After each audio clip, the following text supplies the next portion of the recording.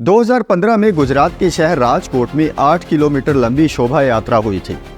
ये किसी की मशहूरी या किसी की इज्जत अफजाई के लिए रैली नहीं थी, बल्कि ये एक बारात का जुलूस था। 5000 अफराद का काफिला, सोने से मुज़य्यन ऊंट और घोड़ों पर बैठे 30 शहजादे, और इन सब के दरमियान एक दूल्हा एक बड़े हाथी पर सोने के तख्त पर बैठा था। दरअसल ये बारात राजकोट के 17वें बादशाह मनदाता सिंह जडेजा के बेटे शहजादा जयदीप जडेजा का था। हमें यही बताया गया कि इंडिया के बादशाहों के पास इतना पैसा था कि अंग्रेज भी दंग रह गए। आज ज़्यादातर लग्जरी होटल और विलास एक ज़माने में महल हुआ करते थे, जहां शाही खानदान रहते थे। इन महल्लात के अंदर ऐसी शानदार दुनिया थी जो हमेशा से एक राज रही। हैदराबाद का ताज फलकनुमा महल आज एक बहुत ही खूबसूरत लग्जरी होटल है, लेकिन यहाँ के निज़ामों की तारीख आज भी जिंदा है। ख़ास तौर पर इस दौर के आखिरी निज़ाम मीर उस्मान अली खान, जो अपने दौर में दुनिया के अमीर तरीन आदमी समझे जाते थे। 1967 में इनके वफात के वक्त इनके महल्लात में 14,718 अफराद काम करते थे। इसके सिर्फ एक महल में 3,000 गार्ड्स थे। पानी लाने के लिए 28 और फानूस साफ करने के लिए 38 अफराद काम करते थे। यहाँ तक कहा जाता है कि बहुत से लोगों को सिर्फ अखरोट तोड़ने के लिए रखा गया था। अस्सलाम वालेकुम, जफर इकबाल सिंह की वीडियोस में एक बार फिर खुशामदीद। दोस्तों, कहा जाता है कि इनके पास एक ऐसी अनोखी चीज़ थी जिसकी वजह से लोग इन्हें आज भी याद करते हैं।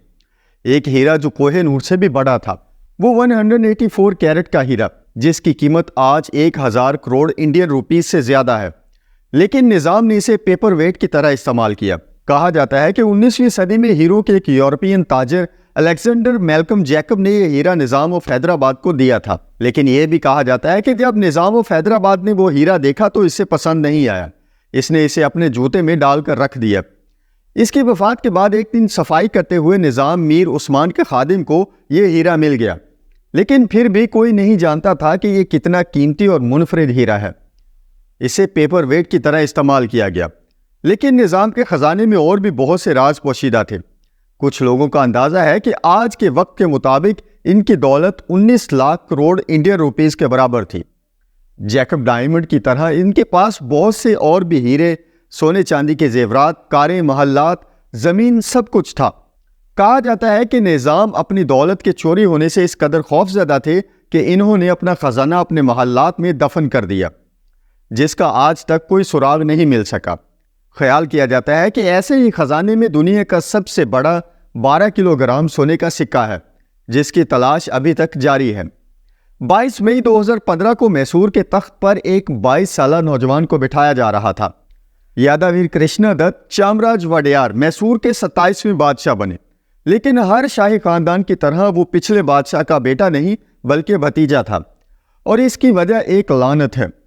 मैसूर के वडेयार खानदान ने अपनी ज़िंदगी में बहुत ज़्यादा दौलत और शोहरत देखी, लेकिन इस दौलत के लालच में वो 400 साल तक लानती रहे, जो इनकी 19 नस्लों के बाद अभी तक जारी है। कहा जाता है कि 1612 में बादशाह वडेयार ने विजयनगर की सल्तनत पर हमला किया।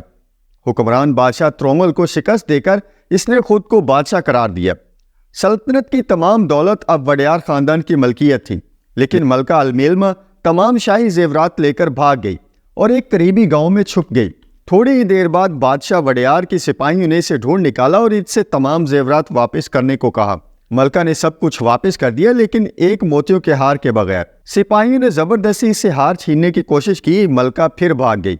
आखिरकार वो एक खाई के किनारे पहुंची, लेकिन वो हार मानने को तैयार नहीं थी। उसने हार देने के बजाय जान देना मुनासिब समझा, और मरने से पहले इसने एक खतरनाक बद्दुआ या लानत भेजी। तलकाडो रेत में फंस जाएगा, मलंगी पानी में डूब जाएगा और वडेयार की कोई औलाद नहीं होगी। अगले 9 दिनों में बादशाह वडेयार के तमाम 4 बेटे मर गए। इन्होंने अपनी गलती को मान लिया और मलका के नाम से मौसूम सोने का मुजस्समा बना दिया। उसकी नथनी देवी की मूर्ति में रख दी गई थी, लेकिन वो लानत अब भी जारी है। आज तलकाडो शहर सहरा की तरह दिखाई देता है, मलंगी शहर दरिया की तरह लगता है, और वडेयार खानदान में हर दूसरी नस्ल में कोई बच्चा पैदा नहीं होता। वडेयार खानदान के हर दूसरे वारिस का इंतखाब गोद लेने के जरिए किया जाता है।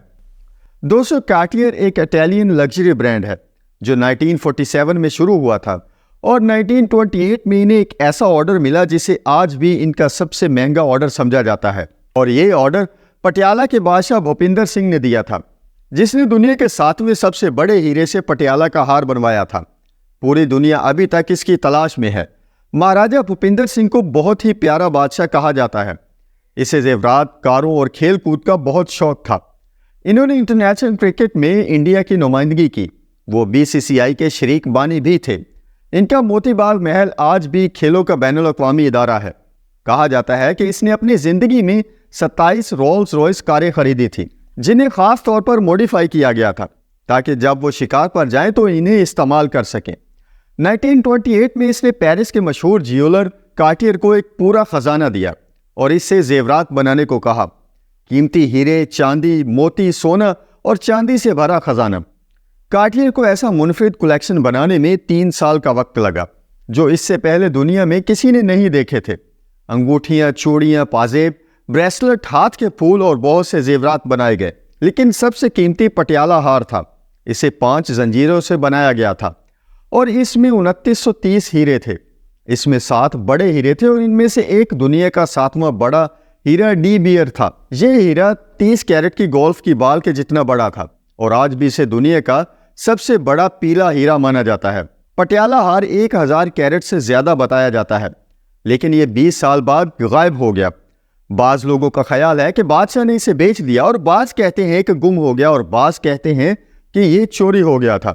1982 میں ڈی بیئر ہیرے کو جنیوا میں نیلامی میں دیکھا گیا تھا، لیکن کوئی نہیں جانتا کہ اسے کس نے خریدا اور وہ کہاں گیا۔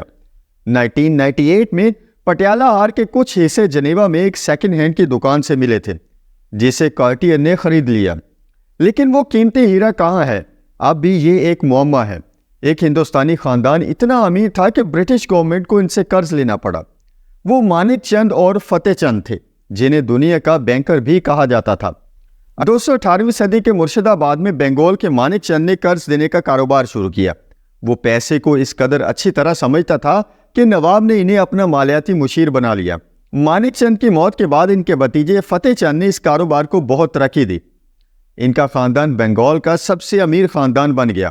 وہ بنگال حکومت کے تمام مالیات کا انتظام کرتا تھا، ٹیکس جمع کرنا، سکے، غیر ملکی سودے، قرض، سب کچھ۔ حکمران تو نواب تھے، لیکن اصل طاقت جگت سیٹھوں کے ہاتھ میں تھی۔ ان کے پاس 800 لاکھ کروڑ کی دولت تھی۔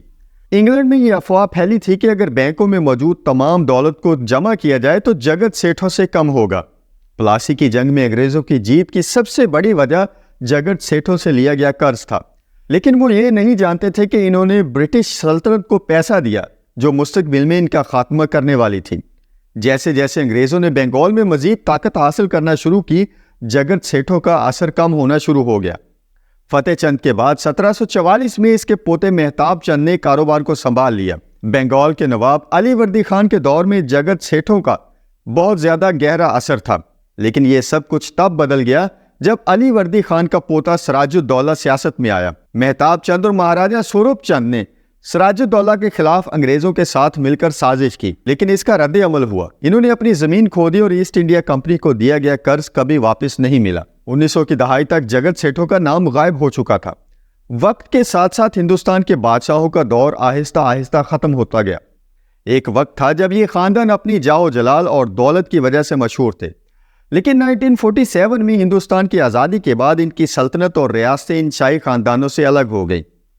بادشاہ جو کبھی مالک تھا، آج بھی بادشاہ یا حکومت کے نام سے پکارا جاتا تھا، لیکن ان بادشاہوں کو ان کی بادشاہت کے عوض جو رقم دی جاتی تھی وہ بھی 1971 میں بند کر دی گئی، اور اس کے ساتھ ہی ان کی باقی ماندہ سلطنتیں بھی ختم ہو گئیں۔ کچھ وارثوں نے وقت کے ساتھ ساتھ اپنے وجود کو ایک نئے روپ میں زندہ رکھنے کی کوشش کی۔ انہوں نے اپنے محل کو اودے پور سٹی پیلیس اور جے پور کے رام باغ محل جیسے ہیریٹیج ہوٹلوں میں بدل دیا۔ انہوں نے پٹودی خاندان کے وارثوں کی طرح ایک نئی شناخت بنائی، جو اب بالی ووڈ کے کامیاب اداکار سیف علی خان ہیں، یا مدھیہ پردیش کے سندھیا خاندان جو آج بھی سیاست کا اہم حصہ ہیں۔ لیکن زیادہ تر شاہی خاندان اپنی شناخت کھو بیٹھے جو کبھی ان کے پاس تھی۔ وہ دولت اب صرف نصابی کتب اور عجائب گھروں میں موجود ہے، لیکن ان کی زندگی اور کہانیاں ہندوستان کی بھرپور تاریخ کا منہ بولتا ثبوت ہے۔